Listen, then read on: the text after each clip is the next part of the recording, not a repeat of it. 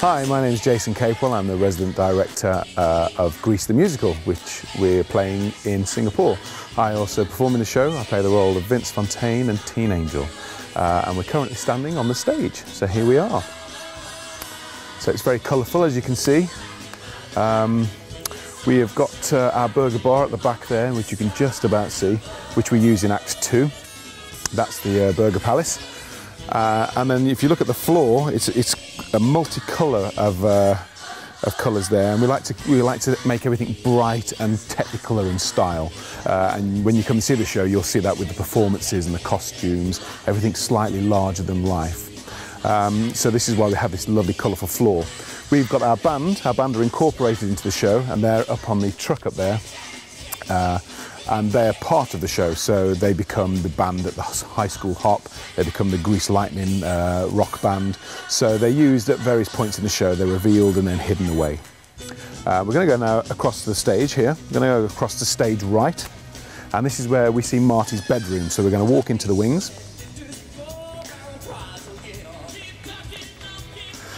So this is Marty's bedroom. Marty's a pink lady. She's a bit of a Marilyn Monroe type as a character, and so this is her bedroom, very pink. And what it does is it opens out to make a bigger bed and a bigger bedroom floor space, and then it comes all the way onto stage, and it travels along the line on a little track there.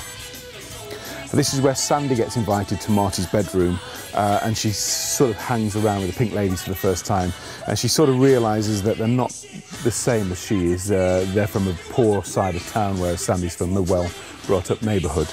And this is where Rizzo starts to tease and taunt Sandy a little bit during the show. And then when Sandy feels a little bit sick from trying to have her ears pierced, she goes into the bathroom, and then Rizzo takes the opportunity to take the mickey out of her, to mimic her, to be Sandra Dee. So this is our bedroom. So we're going to walk across now through the back here. So watch your step, gets a bit tight back here. And this is a piece of set that I use. This is the DJ booth. This is Vince Fontaine's DJ booth. So he's got his microphone, and he's got all his old records there. And this comes out at various points in the show to do little links to link the show together. So that's where I sit. Okay, while we're here, we come down to here. Now, as you can see, this is all of the radio mics that we use in the show. Every single character has got a microphone. I mean, if we look here, there's Sandy's, and they're very tiny. You can just sit ahead of the microphone there. And then sometimes in the show, some of the bigger numbers, like Grease Lightning, will use a radio handheld mic, which is there. So all the cast come to here at the beginners of the show to get their mics on, to get their mics tested. And then over there is the mic rack, and that's where the sound operator listens into all the different channels, to all the different microphones, to check that they're all working correctly. So this is the sound area. So we're going to carry on round.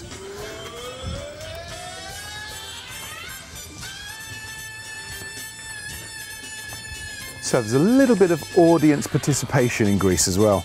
Miss Lynch, the headmistress, she comes onto the stage and she tries to get people in the audience to sing, and this is what they have to sing, Summer Nights. And what we do boys against girls.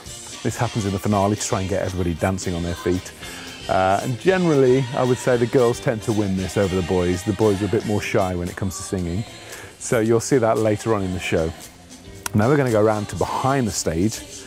And there's some other bits of props and stuff here. This is from Summer Nights.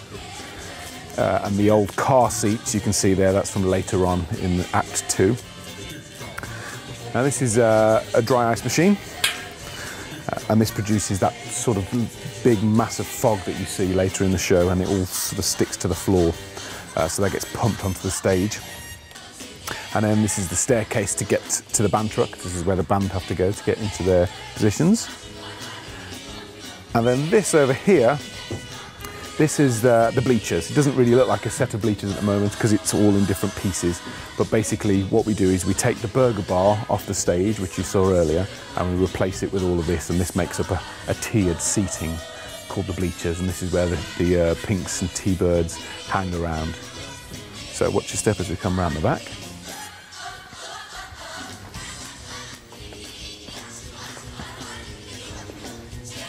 This is the good bit now. This is some of our cars that we use here at Grease. So this is the driving car. This is where Danny takes Sandy to the drive-in movie. So there we go. And it's built in such a way that it gives you a perspective. So if you're sat in the auditorium, the car looks completely normal and completely straight, but it's designed like that so we can lift it up so you can see the actors in it a little bit better. So they would sit in the car here and watch the drive-in movie.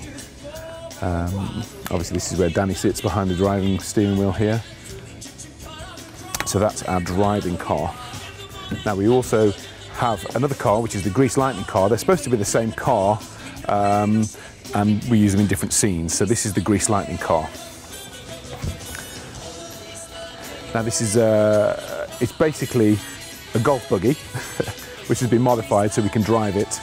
And it comes onto the stage, but it comes onto the stage from that side, so the audience see a battered side of the car, so they only ever see that part of the car first. So it's all sort of rusted and old. And then during the middle of the number, Grease Lightning, the car does a spin and it reveals the shiny side, which you can see over there. And that's how we make the car transform from an old car to a new shiny car.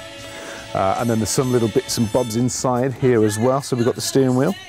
As I say, you can fully drive this. So we've got two pedals. We've got the accelerator down there and then the brake. We've got a stop button in case there's a problem. We've even got a radio, which is built in there. And of course, we hide Danny Zuko's guitar, which is his electric guitar there, which he plays. And these are some of the props, the hubcaps, torches and dice. So that's our car. It's based on an old Chevrolet. And now we're going to go and look at one of the prop boxes. This is the stage left prop box.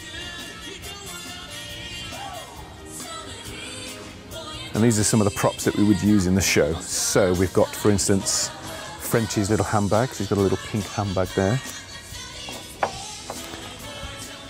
And we've got the usual sort of American iconic things like a baseball bat. This is a lead pipe that Kanicki uses to threaten people with.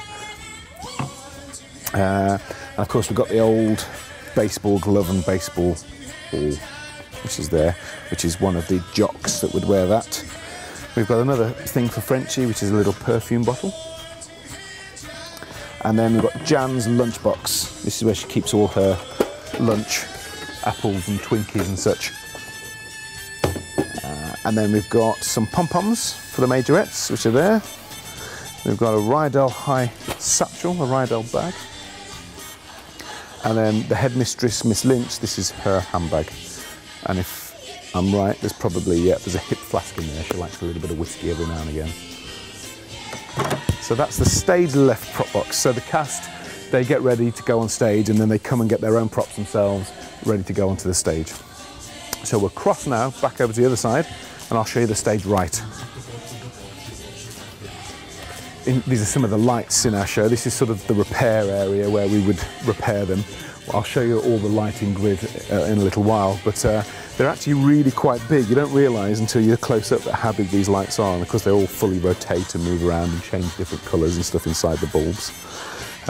So there's loads of lights that I'll show you in a minute. So as I showed you earlier, one of the lights close up. This time I'm going to show you actually where the lights are kept, and they're obviously kept above us there.